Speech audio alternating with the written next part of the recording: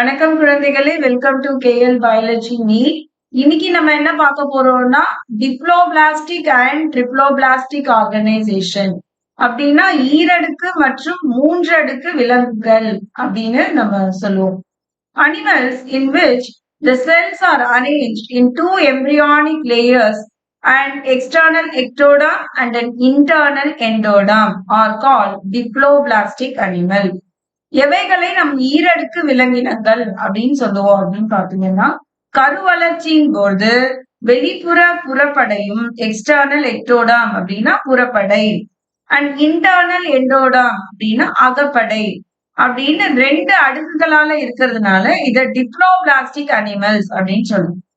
உதாரணமா சீலன்ட்ரேட்ஸ் குழி உடலிகள்ல and undifferentiated layer mesoglea is present in between the ectoderm and the endoderm.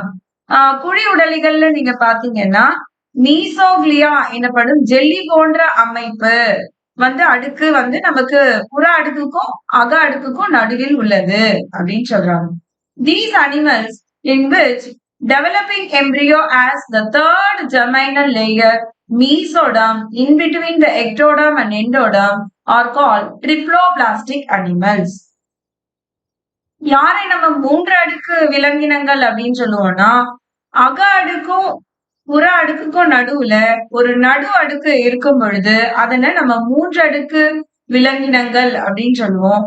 இது தட்டை புழுக்கள்ல இருந்து ஆரம்பிச்சு முதுகெலும்பிகள் வரைக்கும் எல்லாருமே மூன்று அடுக்கு விலங்குகளா தான் இருக்கிறாங்க அப்படின்னு சொல்றாங்க. உங்களுக்கு புரிஞ்சுதா குழந்தைகளே? ஈரடுக்கு அப்படின்னா எக்டோடாம் எனப்படுகிற புறப்படையும் எண்டோடாம் என்கிற அகப்படையும் இரண்டே இரண்டு இருக்குது அப்படின்னு அர்த்தம்.